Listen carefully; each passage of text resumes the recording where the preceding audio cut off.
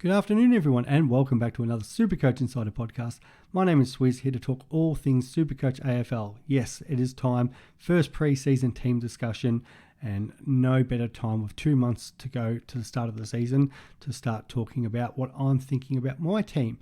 As always, check us out on all our social media platforms, in particular YouTube, Spotify, and get in contact with us via Twitter, Supercoach Insider 100. Ben is pretty good at answering that. And for me personally, Swiz26. Thank you to all the support I've had over the postseason and the AFL off-season. In particular, the BBL has not been my greatest year for that, which is really frustrating as an expert this year, but at least my one of the leagues I'm in is currently ranked number 1. Did have a much better NBL season, which is still going, about 6 weeks to go in that, and just outside the top 100, and did have a weekly win there. So a bit of a mixed bag, but happy to come back and talk some AFL. Big shout out to whoever put together this buy chart, and apologies for not sharing who you are because that was shared with me, but it does outline all the buys, and we'll get talking into all that in a moment. I did put out my day one team reveal when Supercoach did open for those gold subscribers. And a few things have already changed as we start looking through the buys and talking to the boys. Ben and Chris did put up some early thoughts with their little car trip video. And yeah, I've seen a little bit of discussion so far with the other podcasters out there. So definitely a fun time when we start playing with our teams. A lot of information comes through this time of year as the teams get back. Unfortunately, Hawthorn have already had a serious injury to Will Day, so naturally there'll be changes there. Hopefully for us, maybe potentially rookies. So there's always an interesting time to see what game plans are happening. Essendon, had a bit of a trial session the other day where they'll try playing Nick Martin down at half-back. It'll be interesting to see how that eventuates because of the amount of midfielders and half-backs they kind of do.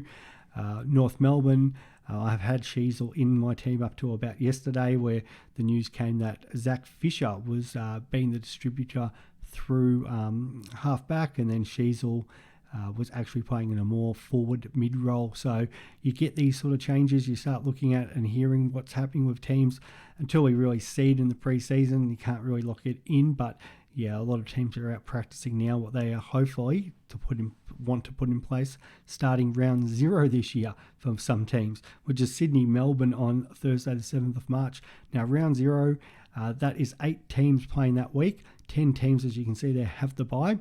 Those points will not count. Supercoach will officially kick off on round 1. So effectively, we are going to have the 8 teams involved, which is Sydney, Melbourne, Brisbane, Carlton, Suns, Richmond, and Giants, Collingwood playing 1 less game to everyone else. So every team has 2 byes. So if we say it's a 24 round 0 season plus 0, so it's technically 25 rounds. You take the 2 byes, every team should be playing 23 matches, which means a player in round 0 will only play 22 Supercoach matches.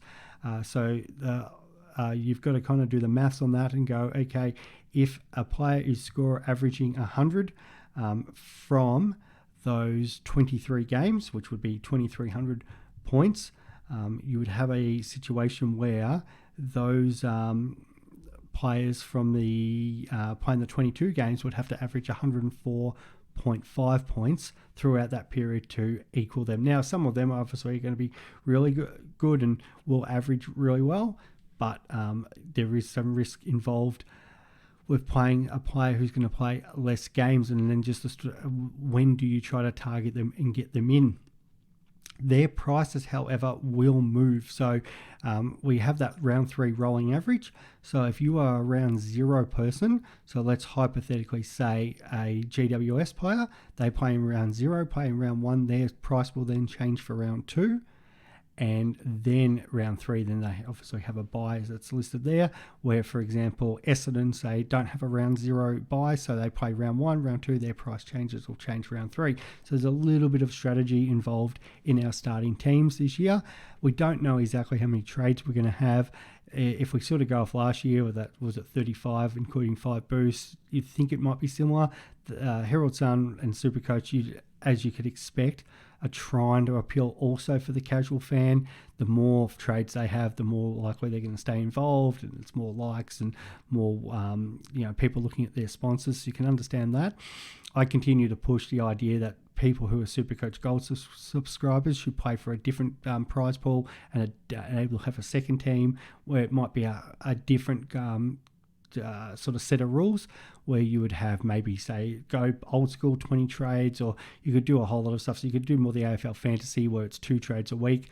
Works very well in the Supercoach BBL with 3 trades a week, and have that as the general one, and then maybe do something different for the gold subscribers, which I think would be beneficial, but nothing has been announced on that yet.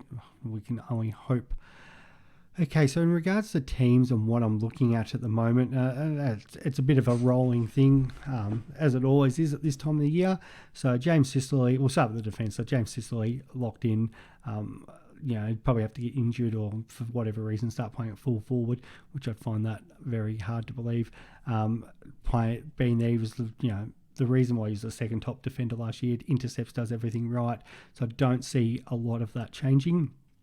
Tom Stewart, I want to really see what happens with his role. It's easy to have him in there at the moment to go sort of up and down. They do have a few early games in Geelong and the MCG, which Tommy Stewart always likes. Some talk about him maybe getting some midfield time, so we'll have to see how that affects his scoring, because we know how good he is at half back. I've got Hayden Young in there at the third position, and now that is one move that could be looking into the midfield, which I do like. Potentially a midfield of Brayshaw, Sarong and Hayden Young. Did play there in that last game where I got to watch him live against the Hawks, and did look very good in that position. So I don't mind that move, and a lot of people are looking at Hayden Young. They do have quite a few rebounding half defenders and wingers that they can sort of rotate. So if Young is looking like he might have more time around the ball, it's going to be hard to ignore him. Sheasel's come out and Brayshaw has come in for now. And the reason I like Brayshaw is, unfortunately, Clayton Oliver is still dealing with his off-field issues. We hope he works through them, but if he looks unlikely to put a preseason in and play round 1 or early, Brayshaw is the obvious one, because he will get that midfield time. So some player I really like. I know he does have that round 6 bye, but there is a plan with that. And it sort of links in also with Himmelberg being there. Himmelberg playing in that intercept defender role. We know how good he has been in that role. It's just a shame he's not listed as a forward this year, but he's only a defender because he was playing in that defence. And once he went down there, he was a very solid scorer and definitely value at that price at $450,000. Zach Williams coming off those couple of years of injuries, 216. I'd be shocked if he's, let's just say, of 100% of people playing Supercoach, 70-80% of real fair dinkum teams, he'll be in that 70 to 80%. There'd be something have to go wrong with his body for us to leave him out of that price. Toby Pink, the former Swan, North have lost a lot of defenders, so can see a position for him down there, especially with Ben Mackay going out. And Caulfield, changing over from the Dogs, from the Saints to the Dogs, was a top 10 talent. It'd be interesting to see how his body goes and how he kind of fits in there, but we know the Dogs have had some issues with defence, and Bevo does like to bring players in and play roles, so there is potential for Caulfield to come in. He could be one that we just don't see this year. He could be one that comes in throughout the season. We don't know, but it's not a bad place getter just there. In regards to a couple of the players that have been left out, in particular Dacos, and kind of worried about his early fixture. Not only does he have that round 0 match and his bye is in round 5, but round 1 he plays the Swans, which is, I know he's only played 2 years, but he struggled the most against Sydney from a Supercoach point of view. And then in round 4, which is the gather round, they are playing the Hawks, which then probably means he's going to get the Finn McGuinness attention. Now, he could be good enough to break that through, but we know how good of a tagger Finn is. So the thought there is, with Brayshaw having the round 6 bye, and we don't know what's going on with Oliver, but let's assume at the moment Oliver might get himself right and might be coming back by after that round 6 bye, depending on how much preseason they can get into him. And we know other players get injured and stuff happens, but Brayshaw at that price, which is only in the 500s, and Melbourne, I wouldn't say it's a cracking draw. The Swans, the Dogs, Port Adelaide away. They do have the Crows and the Lions, but at the same time, that could mean more contested footy, closer games there for the D's. So there's a chance of Brayshaw is in those guts. He could potentially go like a 110 average during those first 5 matches, or for them 6 matches, because 0, 1, 2, 3, 4, 5. And then hopefully Brayshaw might make between 20 and 50k in that time. Dacos then has his bye round 5. His next bye is not to round 15, and potentially could be looking at going Brayshaw to Dacos just in time for that Anzac Day. And you'd hope then maybe Dacos has dropped, say, 50k, gets down to 600, and it might be only a 50k swing to get Brayshaw to Dacos. So there's a bit of thought there. I know, talking to Chris, he's got the similar thinking as well. So just a bit of food for thought around these buys, and that's the same thing with Himmelberg right now as well. So Himmelberg has that round 3 buys, so he plays 0, 1 and 2. GWS, and you'll see when I talk midfield as well, the Giants have as good of a start as you can get. The Pies at home, but at least it's at home. You never know. The Pies will have 4 weeks less, pre-season. Some of these teams, we know the Giants did go deep, but sometimes these grand final teams and premiership teams in particular do start back late. It's only natural you win a premiership. You're not going to be in right form for round, well, in this case, round 0. A lot of those teams sort of work back so they're ready, early in the season, maybe round 4, 5, 6, and they come home strong, get the miles in the legs as the season goes on. So I'd expect the Pies to probably start slow. The Giants probably get up on that first game, and then the Giants then play North Melbourne at home and West Coast away. So couldn't get a better start. So there's potential there for some good price rises for these Giants players, and that's why Himmelberg and in that midfield green, and even young Cadman in my forward line. So the hope would be, and as much as you don't like sort of technically trading premiums, but looking at starting a couple of these GWS players to then swing to either a Brisbane or Carlton player, in particular a Carlton player, for round 3. So what will happen is you get the boost there, and let's just talk about this midfield as well. Tom Green, I know Chris will talk about Kelly as well. Cornelio will be an option. Toby Green, all those GWS players who can go big. So you'd hope they have a reasonable game against the Pies. They absolutely smash it against North and West Coast, and the fact that they've got the bye then after that, there's not even a case where, they can probably just take the foot off the pedal. We do expect a bit of an improvement in West Coast, but it could be a case where the Giants, and we know the Giants actually lost over there last year, so they'll be ready to really go and make sure there's no slip-ups in that match, because, it'd be obviously embarrassing and put them really on the back foot if they were to go down like 19 points last year. They lost to the Eagles. I don't think it's happening this year again. So they go all out those first 3 games. Hopefully, say Himmelberg averages over 100, maybe 110. Tom Green or Kelly in the midfield could put up a couple 120 plus games, maybe even higher than that. Get that first price rise, be it somewhere between 10 and 30k, depending on how well they go. And then you can then trade them to a player who's just had their bye, so in round 2, Brisbane and Carlton come off their bye. Now, the Lions do have another bye in round 12, so it depends on sort of what bye structure you're going. The one I like there is you get a good look at Kitty Coleman. So that's potential to bring him in as the guy replacing Daniel Rich. We saw what he did in the grand final. And then in the midfield, maybe Tom Green or Kelly, depending on which one you start, or Cornelio, becomes Sam Walsh from Carlton. So what you'd be hoping there, because 0 and round 1 have played, Brisbane and Carlton players will be on the bubble. So you'll get a good look at which player is started off really well. Yes, you are using 1 or 2 trades to do this, but it's about maximising points. So that week, yes, it's best 18 in round 2, but somebody else is their best 18th will probably be playing a rookie who might score 20, 30, 40 points. If you can then trade and bring in, say, a Walsh or a Coleman or a Dunkley Neal, and they come out and get 120. And if we look at that round 3 match, in particular, the Blues, so the Lions do play the Pies, but the Blues play North Melbourne on the Good Friday match. So there's a potential there for the Blues to get off the chain as well. So effectively, you are getting 2 bites at the cherry of North Melbourne in those first 4 rounds as in 0, 1, 2, 3.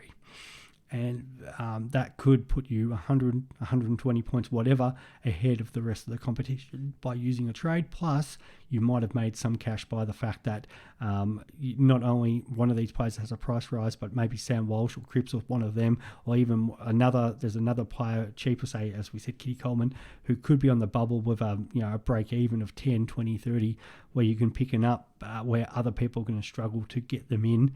There's a bit of a thought with that strategy as well, and that's what we were talking about before with Brayshaw to Dacos. So I don't mind so much as you starting these. It's just you can't start too many of these premiums.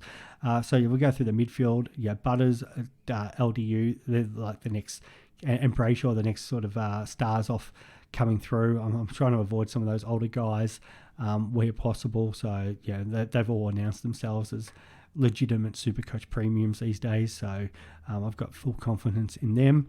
Matt Crouch, Guthrie, kind of what Jack Steele, that's that sort of range there. Some people are looking at that as M6, some at M5.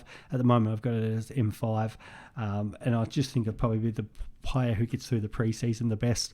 But they've all got kind of value. We saw Jack Steele kind of had a poor game. Does that kind of continue just the way Ross Lyon plays? St Kilda kind of did talk a little bit about that last season.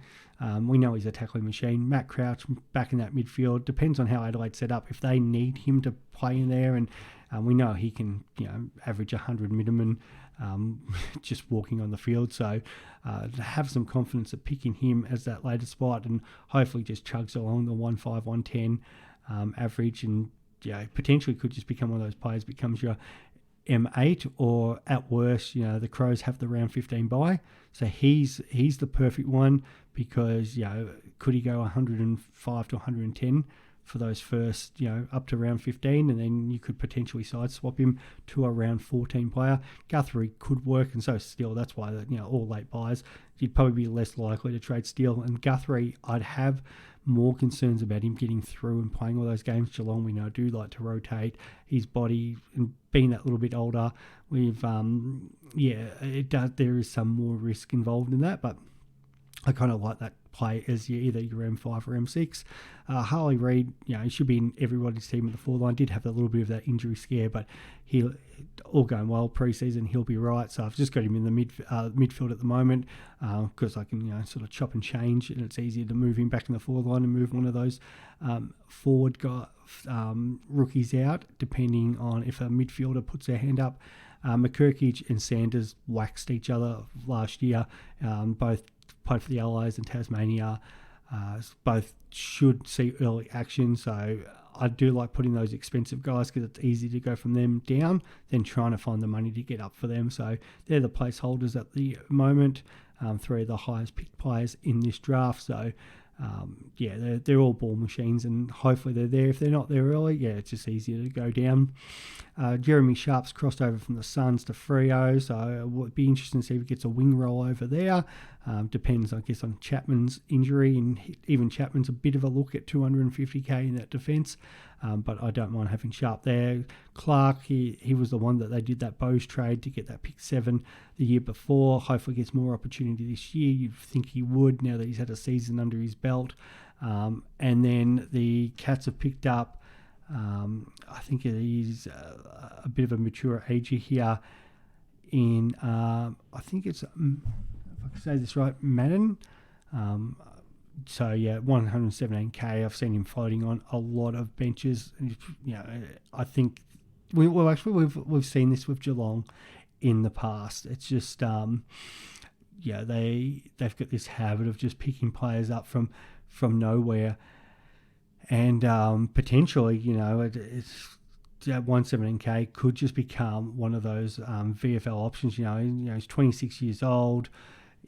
I think potentially, playing down. What's he played at Werribee last season? You could see him, because he's mature age, coming in and playing a role for them. I think it's a bit of a free hit at the stumps there, but just because he is mature age, you're more likely to get it. They've obviously targeted him for a reason, so yeah, he can definitely play a role there, and probably shows Geelong are still fighting with, do they have one last crack by Danger and Stewart and all those guys are there, or it's a case of, do we start blooding some young guys? But if they're going to play a 26-year-old, probably going to still have a crack for now. The Rucks, Gawn and Grundy. Now, the only issue with that is both have a bye, one in round 5, one in round 6. I've seen some people thinking about Marshall. Tim English, I'm sort of leaving alone at the moment. I want to see the breakdown with him and Lobb in the ruck. There was talk that Lobb might get a bit more time. So sort of how they structure that forward line will be interesting. I don't really want a piece of that. I don't mind the idea of Cherry and then trying to get to Grundy or Gawn after their bye. That's a potential move that I don't mind either. Cherry could get a bit of a, on a roll early, especially if we just talked about a couple of those matchups like GWS, it's going to be Briggs, so you've got the kind of the young ruck there. I think actually a couple of people did talk about looking at Briggs, a couple of sides I've seen, but I think I'd much prefer, if you're going to go a cheaper one and it's not Gawn or Grundy who have value, Cherry could be the one there. Freo, it depends if Shrek's playing or not, and then if Shrek's not playing, do we just start Jackson in the rucks and then pivot him down to the forward line? Carlton will probably have Pitternet or SDK. Cherry, that's not a terrible matchup there either. And then even like what's the Geelong game after that? So in round 5. They Reece Stanley, or do they go somewhere else with their rucks? So Cherry could potentially come out and score. If he could average 95 to 100, it's not out of the realm as the first ruck at North Melbourne. Probably most likely to get a lot of tackles hitting the ball down there, and they do have a decent midfield North Melbourne, so they could be hit outs to advantage. So I don't mind that now with Goldie out, so that could be a potential play if I didn't want to start 2 rucks that are going to have an early bye. But Gawn and Grundy are a lot of value. Grundy obviously back as first ruck in Sydney, hitting small ground, a lot of stoppages, and then Max Gawn as sole ruck, we know what he's going to do. So I think if either, I probably would start Gawn, especially if Oliver's not going to be there as much as it's somebody that he taps down to. It probably just allows to be more points for Gawn to get in that centre. He's very good at winning the ball himself. So I could see maybe a situation where I go, say, Gawn and Cherry, and then Cherry gets traded out for round 6 for Grundy when I get a look at him. Kieran Strawn sitting on the bench at the moment. We'll just sort of see which Adelaide or which rookie ruck stands up as the best. A lot of time we like to use as that forward ruck option, and especially if we're looking at Jackson, it's probably the best play there. But for now, he could maybe a Toby Conway. It just depends on which rookie ruck looks likely to get early games. It might even be Melbourne, depending on what they do. But then they've also got potential to put, say, a Shaki in there. But if Gawn goes down, maybe they'll have a rookie ruck that could potentially get some games. So I'll have a little look at that as the preseason goes on. And the forward line, I've gone super cheap in the forward line, outside of probably Jackson McRae, now that Bailey Smith's down for the year. And Luke Jackson, if Shrek was to get injured. The forwards don't really appeal for me at the moment. I kind of want to be a wait and see, maybe see which players pick up dual position. So Tom Lynch, he's going to be a bit of a make and break for a lot of people, because we start round 1, he plays round 0 against his old club, the Suns. Now, they've had some really good big battles up there. The Sam Collins and Tom Lynch do have a bit of a rivalry. So if Lynch absolutely stinks it up, I can see a lot of people dropping off.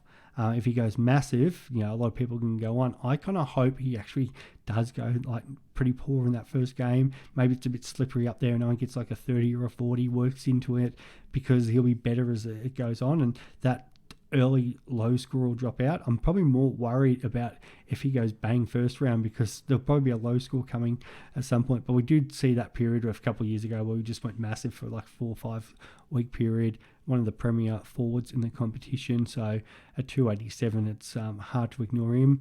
Jordan's cross from Melbourne to Sydney. The the famous sub in the grand final. He didn't get a run on, but he's been in and out of that side and played a lot of sub for a long time there. So he should get a bigger role in Sydney, either be the guts or out on the wing. So, value there. Same with James Harms crossing over for Melbourne. Now that Bailey Smith is out injured and they've lost that wingman, with Lockie Hunter already going over to the D's the year before, there is opportunity there for somebody. We saw the Doggies pick up Caleb Poulter last year in the mid-season draft. So Harms, there is potential there. He could get on a wing or a half forward and sort of move around with Poulter. So if he does lock down that role, there could be a guy who could easily average 80. 258. Again, I don't mind that. Billings, we all know about the high draft pick. Anybody who's watched any of Scoops, absolutely hates the Bont because they did go Billings before Bont, and now he's not even there at the St Kilda anymore. We haven't seen the best of Billings. Could the fresh start at Melbourne really help him? If Clary's not there, if they have a couple other injuries, could he potentially push towards that midfield? Or does, he get a benefit of that half-forward line with maybe not as much pressure on him anymore? So I don't mind that as a bit of a value one. Taberner, returning from injury in that 3-0 forward line. I'd prefer him at centre forward, but full forward or centre forward. Can he kick enough goals? But I'd really hope he could get up the ground and take some big marks at 172. We're talking we're not even premium rookie price there. He's probably only going to have to come at an average, maybe 30, 35 to just to break even. If he gets a couple contested marks, kicks a couple goals, he could easily average 60 there. I'm not hoping the world, but 172 for a guy that's been in the comp 10 years, I think that's potentially a no-brainer as long as he's fit for round one. I talked about the Giants before with Cadman, the number one pick, should get more opportunities, and I think he could get them early. They are trying to play around with that forward line, but with West Coast and North Melbourne in rounds 1 and 2 there, potential could have, if he's going to kick an early bag in his career, that could be one of those games. So I don't mind it as that person who could potentially kick a 3, 4, 5 goal, get a 100-point game into him and get an early price rise, and wouldn't have to look at trading him out for round 3. But even if it was a case where he went massive sort of round 0 or 1 and his break even was had a poor game round two, you can look at then maybe side swap him to a Sun or even to a Brisbane or a Blues player. But it even could be the case where he just makes a week's early cash than some of these other players and move him on. Finlay McRae is probably the guy that I feel like won't be there, but every year we kind of have him in our sides pre-season. He's a little bit of the Will Gould about him, but hopefully he gets his opportunities this year. I think he signed a 1-year contract, so it's now or never for him. And Biggie Nguyen, who's crossed over from Richmond to North Melbourne. North Melbourne do not have key defenders. They haven't really signed anyone outside. So you've got Pink, Nguyen, Griffin Logue was already there. That they brought in Aiden Coors, not tall enough to really play as that 1 or 2 lockdown. So I think Biggie could get a real opportunity down there, and he's probably only going to score 40s and 50s in that role. But it only needs that game where he takes 3 or 4 intercept marks, and all of a sudden, and takes potentially maybe gets a kick in or 2. And then, he has that 70 or 80 point game, and you're laughing for a guy who's 123k. So probably could be one of the better forward rookies for us. Guys that I've had in there, like we've got that Tasadas and Nate Caddy from Essendon. So the 2 Essendon boys. Kind of there's a lot of doubt on how Essendon are going to line up round 1. But I don't mind having a Taberner or a Billings there because it's easy to go down if they absolutely smash the pre-season and name round 1. They're kind of the easy picks and a couple of the players I'm looking at there. But outside of that, there's not too many that are really, screaming down the house for me to go, I need this guy in the side. And, 2 months out, we get a lot like that. So I'm sure there'll be a lot of chop and changing. But, just a bit of food for thought at the moment. So, trying to, if I'm going to go injury-prone players, it's going to be, guys who are value, under 300k, and we've talked about that, and in your premium guys, realistically, and maybe that's why Tom Stewart might change. I'm trying to back in some of these young players this year. I think it's we saw it last year where these young players started to match the top players in the league. Can they now take the next step and really overpass them? And the only one that I've probably left out that a few people is the two, Petrarca and Bont. Bont's really highly priced to start the season, but I do love him as an option. He's got the last bye, so you're going to get a full 14 weeks there of him. So potentially I might have to try to find the cash to sort of work him in. And the last one's Petrarca, where if Clary doesn't line up round one, well, it might be a must pick, but at the same time, trying to balance how many of these players I want for best 18. I don't want too many. You're still going to have enough premiums, and if you set it up right, you could potentially have 12, 13 premiums. The problem is if you have, say, a Petrarca or a one of these other guys, Dacos, Neil, who are going to miss an early match, you're going to find a situation where, again, that best 18, if that's a rookie scoring sort of 30 or 40, where other players are going to have a premium guy going 110 that week, you are going to lose points to them. So it is a bit of a balance on how many of those you want on your team. So that's some early thoughts. Tell us what you're thinking early. Any things that you seen with my team that you kind of like to change or you like, or there's your own kind of strategy if you've got some thoughts on that. And it's going to be a long pre-season, but hopefully, fingers crossed, it's a healthy one for teams and they'll hit the ground running come round 0. All right, thanks for tuning in, guys, and we'll talk soon.